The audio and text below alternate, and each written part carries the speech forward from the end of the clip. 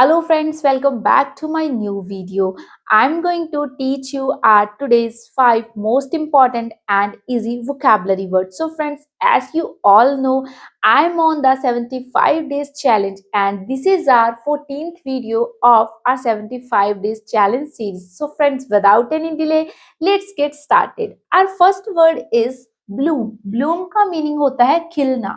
A flower और to produce flowers यानी कि किसी पुष्प को किसी फूल को भी ब्लूम बोला जाता है और किसी फूल के खिलने को भी ब्लूम बोला जाता है। सो अब हम सेंटेंस करते हैं इन spring vibrant flowers Bloom in the garden यानी कि बसंत ऋतु में जो वाइब्रेंट जो सुंदर फ्लावर्स हैं वो खिलते हैं, किसमें खिलते हैं?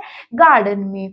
Bloom in the garden. So friends, our second word is congested. Congested का meaning होता है तंग, crowded और full of traffic यानी कि बिल्कुल भी स्पेस ना हो जिसमें से निकलने की तंग।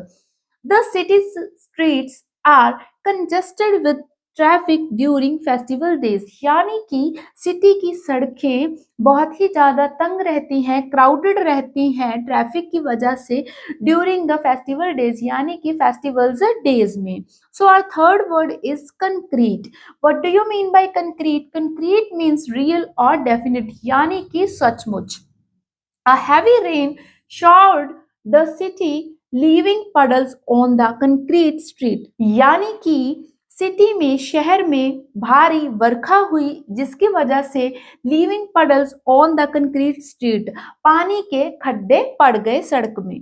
सो our fourth word is fasten. इसको हम फास्टन नहीं बोलेंगे, ये जो टी है वो साइलेंट रहेगा। कैसे प्रोनाउंस करेंगे? फासन। टू क्लोज और join the two parts of something यानी कि मान लीजिए ये हमारा मार्कर है और मार्कर के ये दो एंड्स है, ये मार्कर है, ये इसका कैप है, हम इसको क्या कर रहे हैं? फासन। तो ऐसे किसी भी दो चीजों को जब आप जोड़ते हैं उसको बोला जाता है फासन, जिसके दो एंड्स होते हैं। Please fasten your seat belt before airplane takes off यानी कि जहाज के उड़ने से पहले, उसकी उड़ान भरने से पहले कृपया आप अपनी सीट बेल्ट को बांध लें। So our fifth word is masculine. Masculine means typical or of looking like a man यानी कि जिसमें हम बोलते हैं कि ये बंदे की तरह बात करती है। कुछ लोग होते हैं ना, कुछ लड़कियां होती हैं जिनकी वॉइस लड़कों की तरह होती है, तो उसको भी आप ऐसा बोल सकते हो।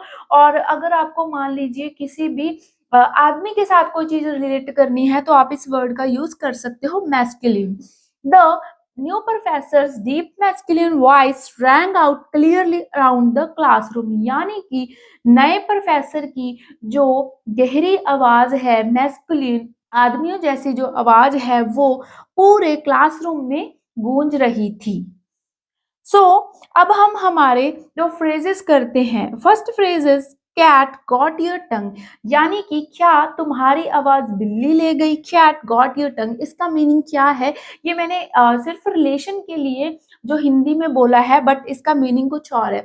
Asking someone why they are not talking यानी कि किसी को ये पूछना, जब मान लीजिए आपको कोई बंदा किसी प्रॉब्लम में से निकल के आया और आप चाहते हो कि वो कुछ बोले बट वो कुछ बोल नहीं रहा, तो आप बोल सकते हो cat got your tongue.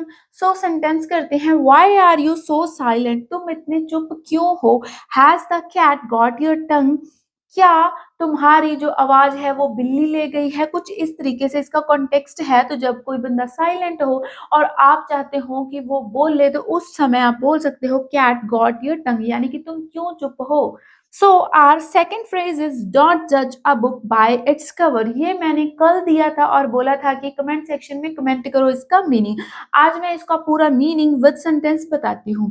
Don't make assumptions based on appearance. Meeting new people, I keep in mind not to judge a book by its cover. Everyone has a unique story. यानी कि फर्स्ट ऑफ ऑल इसका meaning करते हैं।